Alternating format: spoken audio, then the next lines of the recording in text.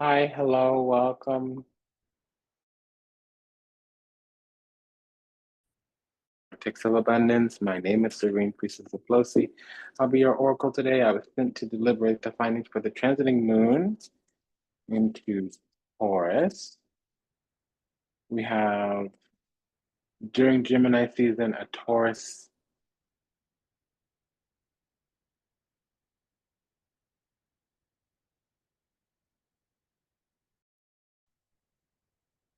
During Gemini season, a Taurus event is 12th house.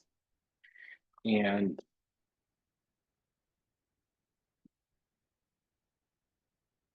the event that we're having is a lunar event. So that's a lunation. I want to welcome you into the Vertex of Abundance. Again, my name is Serene Priestess of Blosi. I'll be your oracle today. If you're new, welcome. If you're returning, welcome back. Vertex of Abundance is a galactic temple of ascension delivering sacred messages from behind the veil. So, you belong, welcome home. If the reading goes a little bit too slow or a little bit too long, a little bit of housekeeping, there is number one, a link in the show notes. Sometimes it's the about section of the description box, depending on the platform. There's a link in the show notes to a summary. And now it's often there, not always, but most likely. Okay. And then in addition, you can increase the playback speed of the video. So it'll go up to twice as fast. It won't change the length of time, but it'll play back faster. So essentially, you reduce it about one half, or you can slow it down if you want. I will sound like Alvin, or excuse me, I will sound like a chipmunk. Okay. And it's a delight and an honor and a pleasure to serve you. Thank you for allowing me the privilege to do so. Illumination is increased insight and intuition, and it's going to be according to the 12th house. So, institutions, yeah, but also it's our affairs, us getting ready for the afterlife or for liberation from this life, whether it's karma and bondage, whether it's liberation and moksha. It also could be the ancestors, the spirit team, the guides. There's a couple few places. This is one of them. It also talks about the ancestry in terms of like our parents' siblings, especially like the fathers. Okay. Now, there's a little bit more here. Let's talk about it this way. Um, it's the things that go on behind your back or over your head or out of your hands. Okay. And when there's like a karmic expense, especially on the soul level, it comes up here. Now we do have karmic debt, that's the 12th house, but expenditures, money going out.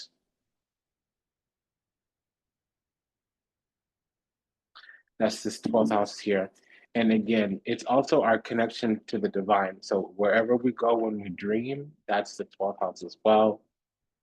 And it also could talk about discrete matters, things that we don't talk about in public or things that are impolite to talk about, you know, for instance, and it's different things for different people. Some people don't talk about politics or money. Some people don't talk about those things in a group that's larger than a couple few people. Some people don't talk about those things outside of family, whatever, what have you. So this is what the 12th house is. It's basically preparing for the next life or making it out of this life unscathed. We're going to lay 4 cards from the This by Her Tarot.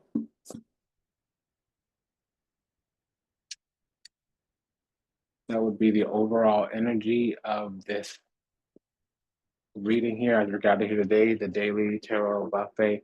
Now, more cards will come out, but this 4 core crystallized central energy will be the overall. We're also going to deliberate findings from the minor arcana of the Cosmic Coven Tarot. That's by Lisa Lazenby over at Ripe Avocado. These will be to deliberate the findings in any type of combinatory energy. So basically pairings, a double this, a pair of this, a triple this, la di da, yada yada. So for that, and then we'll also be using the Daily Oracle by Vida Sibila over at Los Scarabeo. to deliberate the findings for any type of correlative or combinatory energy. If love comes out, I'll talk about that then. We'll use another deck for that. We have the Nine of Pentacles, Knight of Pentacles, Two of Pentacles, Eight of Wands. Again, Nine of Pentacles, Knight of Pentacles, Two of Pentacles, Eight of Wands. One more time.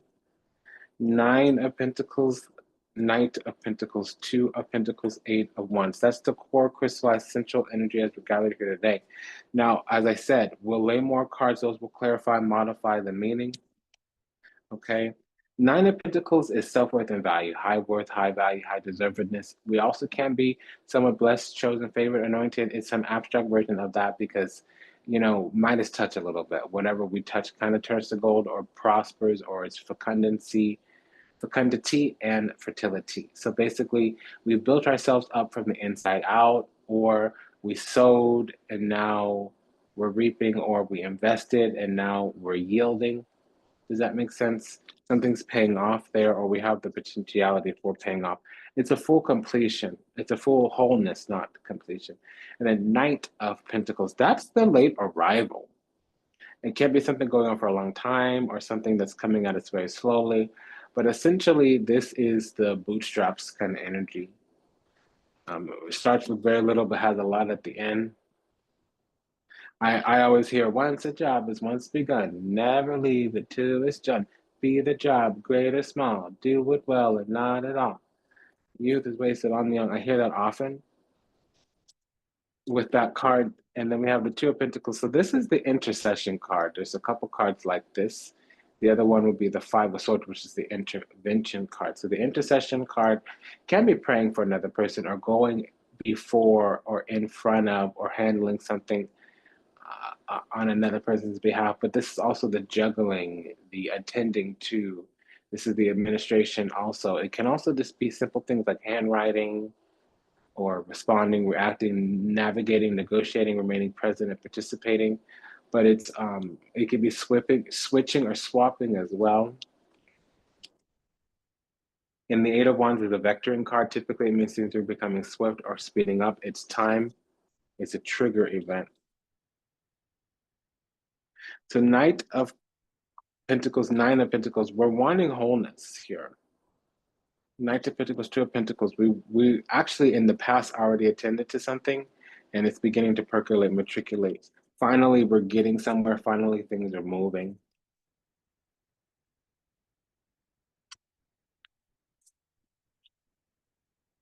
Justice card, Seven of Cups, Four of Swords, Knight of Cups, already of two knights. This is saying that about a week ago, we started to move towards something that we had a hope, a wish, a dream, a heart's desires, a soul's ambitions, and aspiration. And it's like we're going to be waiting there for a moment, going through all this processing, handling up, healing something. We could be concussed or recuperating, rejuvenating in some kind of way. There could have been, perhaps for some of us, a trauma or a wound, or it's a place of repose where we need to rest. Because we now have the Moon, the King of Wands, the Nine of Swords, and the Six of Cups.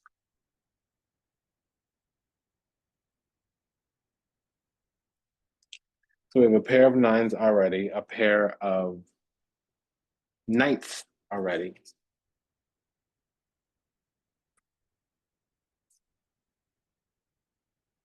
The Six of Cups is receiving anointing, but it also is an agreement with the divine. Typically, it's a covenant, something that we took care of before we came into incarnation, before we manifested here.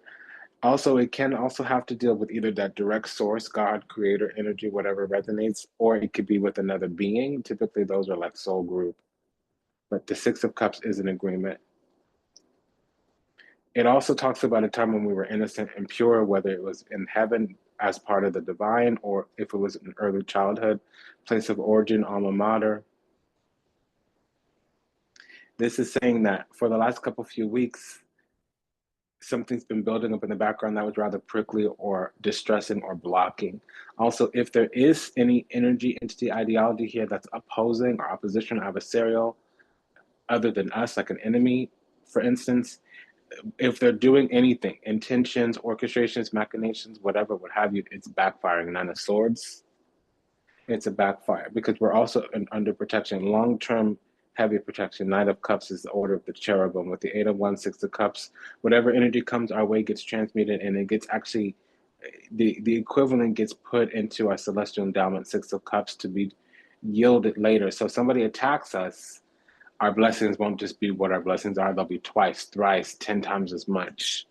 It's not an immediate thing here because there's no materialistic cards besides this Knight of Cups. Well, that's also, it tells me the ranking of angels, because there's a ministering angel here, Knight of Pentacles, and a seraph, a cherubim here with the Knight of Cups. Now this Nine of Swords going with the Moon card tells me two things. It tells me, number one, there is a dark night of the soul, period, point blank, in the story.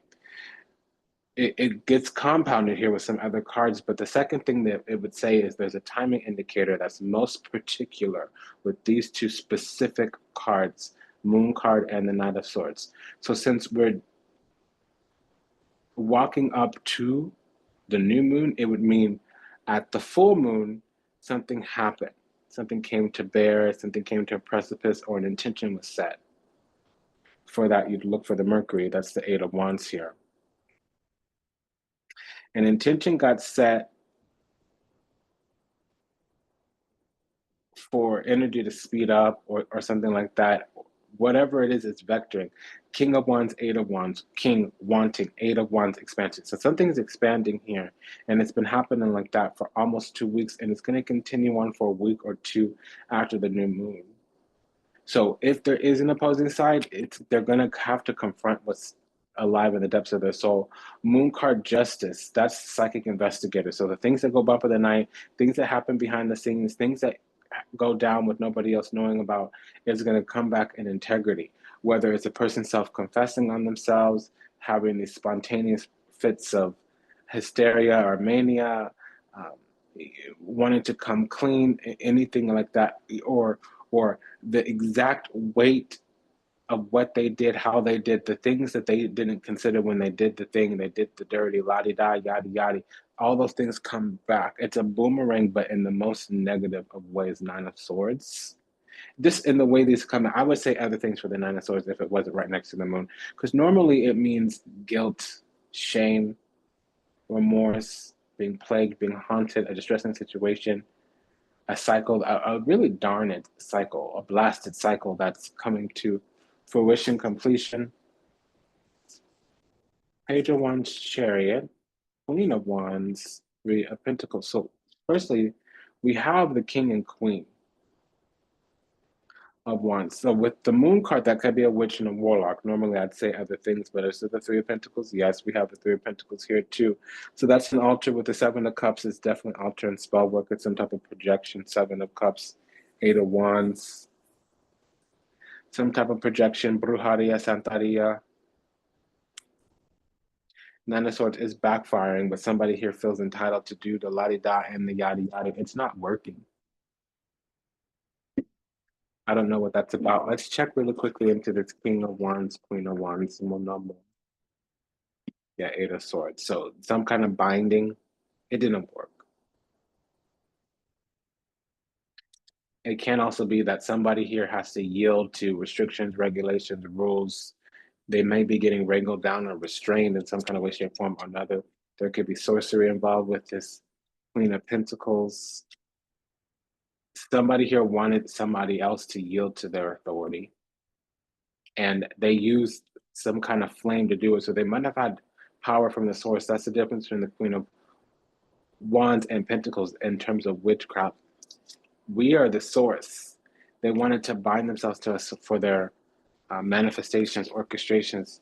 And ultimately, since this is the 12th house, there are ties that bind, whether knowing or unknowing, because not every culture believes in witchcraft or honors witchcraft or acknowledges witchcraft.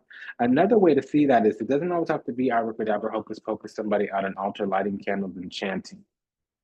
It could be somebody got really mad during one time of the month, and I'm not talking about the cycle, but I'm talking about the moon. The moon was in a certain place in the sky when they got mad, and they had so much venom on their tongue that when they spoke something, it lodged some type of energetic residue to our aura, to our energy field. It could also be that somebody's weaving words behind the scenes, behind our back. They're going around gossiping or campaigning or currying favor to count the votes, to have some orchestration, machination. All those things are witchcraft. Believe it or not, if three people get together at a water cooler and talk about somebody else, that's a coven. If a few people get together and exchange facts as they seem that are really untruths or maybe even bold-faced lies, that's actually dark magic. So different strokes for different folks, but it's the same energy manifesting differently for all of us. I understand, I acknowledge, I even agree on some way, shape, form, or another that not everybody believes in magic or they're not culturally oriented to it. But people believe in something. You know, some people wake up every day and pray. Other people wake up every day and write in their journal. Other people wake up every day and decide whether or not to take the scenic route to work, and once or twice a week they actually do. Some people pack their own lunch 4 out of the 5 days of the week, and then on the fifth day they go and they eat with their girlfriends. That's all different types of spiritual practice, okay? Going to your hairdresser once or twice a month, that's also spiritual practice, okay? And I don't want to say it in a way of like, oh, you're a witch, you don't believe in God. Actually, God is in everything. God is in everybody. God is in everything. So whether we know it or not, understand it or not, agree with it or not, acknowledge it or not, see it or not, it's still the same, okay? So there's something here about somebody that was born with a gift and they're probably not using it for the best. Not with the Nine of Swords and the Moon card here.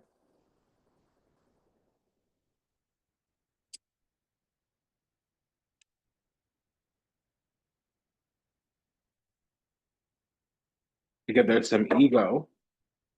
Somebody feels like they got slighted and they're using their sacred office to impugn or to punish or to intervene or to intercede, when what they registered was a personal injury, not an affront or an infraction to the sacred office.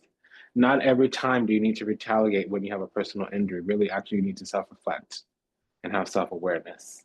And that's a blanket statement to everybody, including myself. We all got to learn that lesson. Some of us learned it early on from the people that we got our transmission from, because if the page of wands is here, this is something they were born with and it came through the blood. But it's saying over the next 3 months, us, the priestess, the light worker watching the video here, are going to walk up out of it. It's not going to hit, it's not going to last, it's not going to stick, it's not going to clean. So since there's a little bit of union here, we'll be using the Pop of Love Oracle by Vibe About It Tarot that she's over at Etsy. I absolutely love her stuff.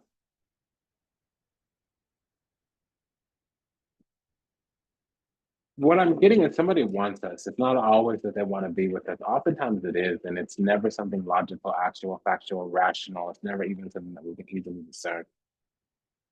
But there's some regret, which means they had access to us and they didn't do us right and they lost it. Spiritual practice, remember what I was just talking about? Visionary, Scorpio, Leo. Okay, so somebody is pompous, bossy, jealous, possessive, dramatic, show off, pretentious, and it's saying that it's us attracting this. Something about our energy is attracting this because we're magnetic, generous, enthusiastic, outgoing, creative, romantic, a leader. Some abstract version of some of that, not all of that. The other side would be saying, I'm used to being the center of everybody's attention or having people like me easily. But your magnetism outweighed mine, or you had boundaries and standards and I couldn't erode them quickly enough. And I was insecure about that. You made me look at myself, question myself, and reflect on myself, and I didn't like what I found. And you're the face of my problem, so I'm going to come and attack and retaliate to you, is what I'm hearing. I'm sorry for accusing you of things you didn't even do. I was overly critical and scrutinizing, and I, poo-pooed over this connection. I'm so used to people hurting me. I assumed you were just the ones trying to hurt me too. I should have treated you better. I should have had self-reflection, self-awareness, and I should have asked for my needs to get met and set some standards and boundaries instead of retaliating and testing unnecessarily. Because it's not always that I want to be with you. It's not always that let's date and make babies. Sometimes it's like I tried to get your affection, adoration, appreciation, acknowledgement, attention, Queen of Wands. You need to worship her, celebrate her, whether it's positive or negative, because she can be the celebrity or the highest vibrational female in the room. But when she goes bad, she goes real bad. Because we have regrets here. Afraid they made the wrong decision, feels troubled or remorseful of what has happened, sees you happy while they are miserable and can't go on. So somebody here is becoming aware of intuition, guides, meditative, releasing self-limiting beliefs, working on inner healing and issues with codependency, meditating, releasing self-limiting beliefs. Okay, so they finally see what's going on now, but it's a little too late and it's way after the fact. Because if we have the King and Queen of Wands, we also have the Emperor, which could mean an Aries Sun and Aries Moon, or Venus in Aries as well, which would mean a Libra rising. There could also be some type of Capricorn rising, Cancer rising.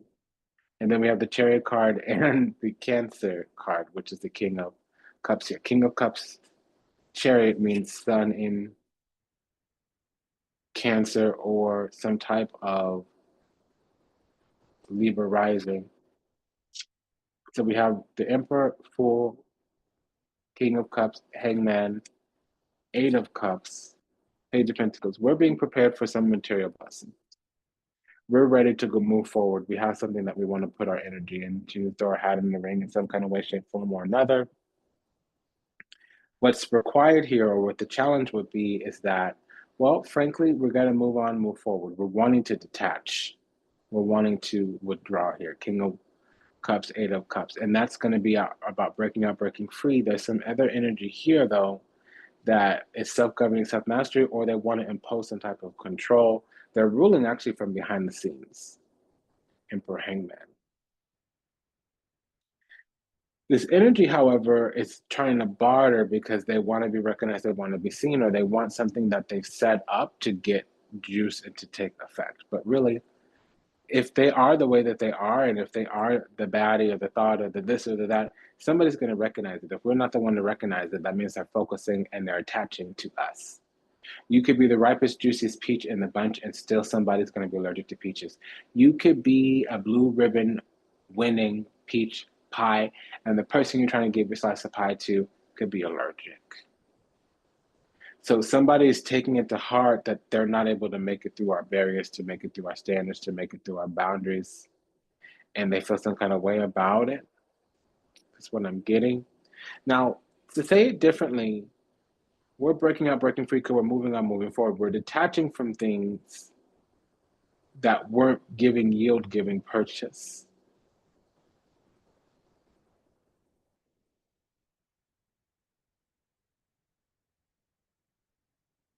That weren't producing some kind of result or something of that nature. Because this is also saying that we've actually successfully defended our spot. We didn't know that we were spiritual. We didn't know that we were blessed. Probably twice blessed. And behind the scenes, something's been working on our protection. Something's been working on our defense, keeping us in the sovereignty that we have. It took a long time. It was very slow here. Nine of Pentacles with the Eight of Wands, but we did the work to move on, to move forward, to make it through Chariot and the King of Wands, because there were Seven of Cups. We had to whittle through all the experiences. We had to whittle through all the feelings. We had to whittle through all these temptations. And in fact, none of them were going to be the one. That's the thing with Seven of Cups. You got to get up from the table and walk away. A lot of people say, oh, well, one of those little chalices has some gold or la-di-da, yeah. Okay, yeah, and, it still comes with the price. Really, the Seven of Cups is a template. It informs and instructs of what to call and what to manifest this, because the Seven of Cups is also a conjuring card. But we made it through something that was unhealed, unawakened, is what this is saying.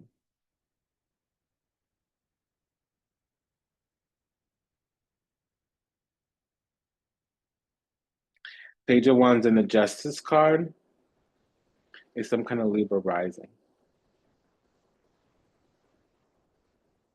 Queen of Wands in the Justice card is the Capricorn rising. The Capricorn rising has Mars in the first house, and we've had a couple. So when a first house planet is exalted, that means that they're magnetic. We're attracting everything we need to move on, move forward. And it feels like to me, we've been preparing to break out, to break free, to move on, to move forward a lot in the background, and it's finally here. And now, whatever system of authority or whatever's lying in place is going to try to attend to the situation. They thought that they had it in the bag. They thought, well, they were kind of resting on the laurels, and now they're going to have to stumble forward to prevent some type of loss or prevent some type of transition or change or whatever. We have a pair of pages here, Pentacles and Wands. Let's check that out. Because there can be multiple messages here, but it's the gate opening for our heart's desires to manifest. We're moving right into our celestial endowment, our spiritual inheritance, whatever it is that our destined path is. We have a pair of 8 cups and wands. This 8 is projection. There is some kind of spell work, curandera, brujeria, santeria, benedelia, stregeria. So if there is energy being projected at us, the other side is being suspended. Something's not working. It's because we keep increasing our energy and we're discerning. We have a pair of kings, wands, and cups.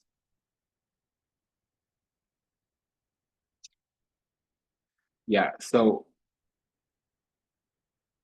when the Fool card or the Justice card are out, or the Judgment or the Tower, there's already a trial going on. So when there's a trial going on, the Eight of Swords means somebody's been detained. A lot of times people think it's been arrested. Okay, well, it actually has. Because not only was something suspended, but there was witness, a testimony heard. We're being let out of agreement, which right now is being flanked by 3. So there's triangulation, and right now it's suspended. So there's a review here.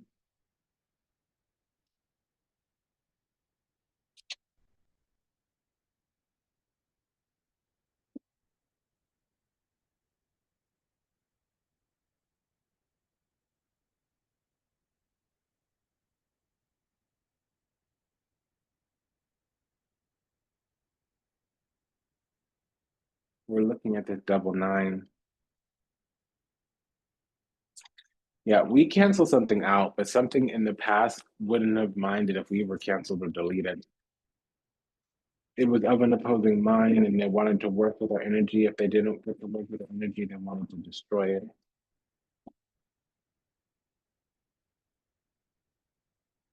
That's the truth. Ace of Swords. Yeah, again, I keep saying it's backfiring on this other side. I don't know what that is, what that's about. It has something to do with the fact that we're on the high ground and we're veiled. Seven of Cups, they can't read or they can't see.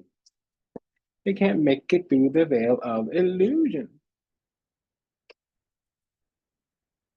So we have this pair of knights.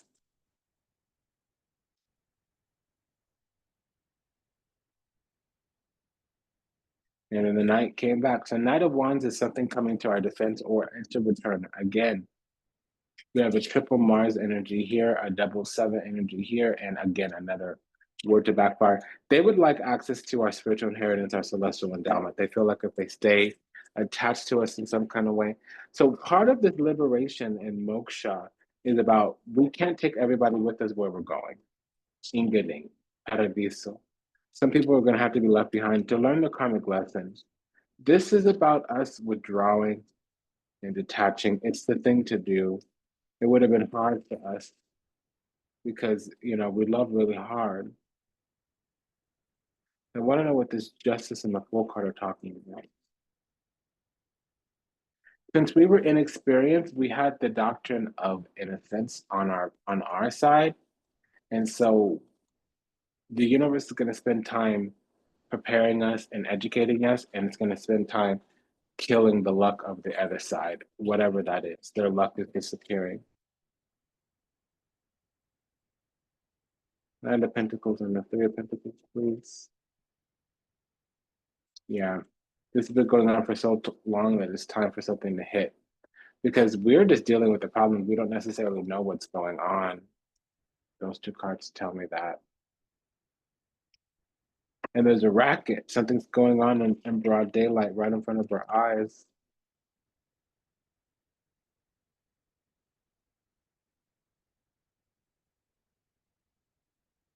So somebody would have Mars or Jupiter in the first house of Capricorn. It's been an honor and a privilege and a pleasure to serve. Thank you for allowing the privilege to do so. This was a message about how do we free up our lives to make sure that we're unencumbered so that if we were to transition today, we would surely go upwards and not downwards, ascend. What are the things going on behind our back or over our head? There's energy projected at us because we're supposed to come into some type of gift in this lifetime. The gift is a blessed path. Doesn't mean we don't go through it, doesn't mean we don't suffer, doesn't, but that's all training. It's all purification to get us to the energy frequency vibration we need to accomplish this calling on our life. So really this is about letting go of dead weight. I want to say a quick prayer to all those still lost out there, to illusion, delusion, confusion, lost in the seas of time, trapped somewhere in the matrix, yet to heal, yet to awaken, yet to return to the resplendent grace of the divine unconditional love and universal oneness. We love you. We're sorry. Please forgive us. Thank you. We ask that our steps be ordered, our path be illuminated, and that we find salvation and redemption in this lifetime. May we be happy, may we be whole, may we be at peace, may we receive everything we ever wanted, starting with what we deserve. Until we meet again, until we read again, Namaste and Nava and Ashe. Go ahead and smash that like button, and we'll see you in the next one. Bye-bye.